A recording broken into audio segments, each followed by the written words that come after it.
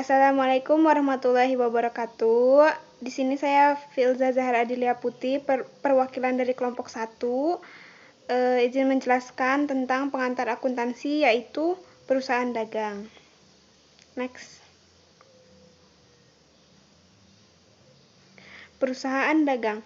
Perusahaan dagang adalah perusahaan yang menjalankan kegiatan usaha pokok membeli barang dari pihak lain dan menjualnya kembali kepada pihak lain tanpa mengubah wujud fisik atau sifat barang tersebut dengan tujuan untuk memperoleh laba atau keuntungan.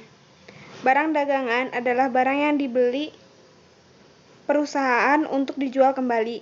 Kegiatan utama perusahaan dagang adalah membeli dan menjual barang dengan tanpa mengubah wujud fisik ataupun sifat barang tersebut.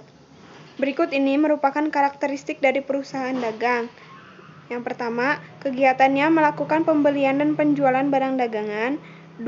Pendapatannya berasal dari hasil penjualan barang dagangan. 3. Terdapat perhitungan harga pokok penjualan untuk menentukan laba atau rugi. 4.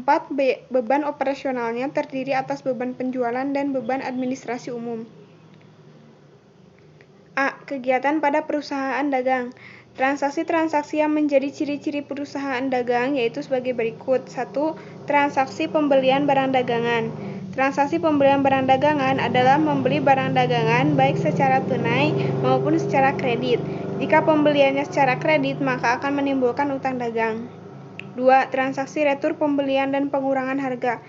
Transaksi retur pembelian dan pengurangan harga adalah mengembalikan atau sebagian barang yang telah dibeli kepada penjual karena rusak atau tidak sesuai dengan pesanan.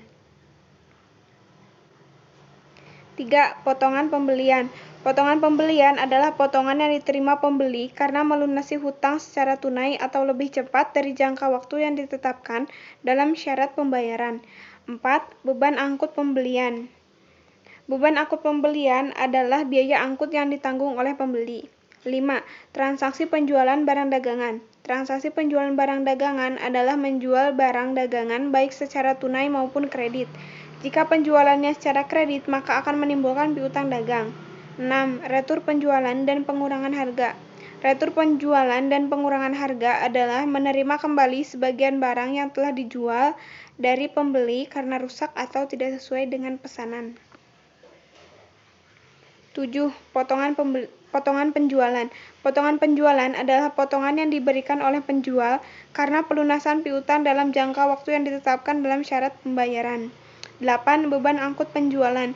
Beban angkut penjualan adalah beban angkut untuk mengirim barang yang ditanggung oleh penjual. 9. Pembayaran utang. Pembayaran utang adalah melunasi kewajiban atas pembelian barang dagangan secara kredit. 10. Penerimaan piutang. Penerimaan piutang adalah menerima pelunasan piutang atas penjualan secara kredit. 11. Persediaan barang dagangan. Barang dagangan yang dibeli untuk dijual kembali ada kalanya selama periode tertentu belum seluruhnya terjual, sehingga pada akhir periode tertentu masih terdapat sisa barang dagangan. Sisa barang dagangan yang belum terjual ini setelah dihitung nilainya akan dicatat pada akun persediaan barang dagangan. Syarat pembayaran dan penyerahan barang. 1. Syarat pembayaran. Syarat pembayaran yang biasanya berlaku dalam transaksi jual beli antara lain sebagai berikut. A. Pembayaran tunai atau on cash. Artinya, pembayaran dilakukan pada saat terjadinya penyerahan barang dagangan dari penjual kepada pembeli atau pada saat terjadinya transaksi jual beli. B. Pembayaran kredit atau on account. Artinya, pembayaran dilakukan selang beberapa waktu setelah penyerahan barang dari penjual kepada pembeli. Jangka waktu pembayaran saat jatuh tempo biasanya dicantumkan dalam faktur atau bukti transaksi pembelian dan penjualan barang dagangan. Syarat-syarat pembayaran yang tercantum dalam faktur antara lain sebagai berikut. 1. Syarat N/30. Artinya pembeli harus melunasi harga barang paling lambat 30 hari setelah tanggal transaksi.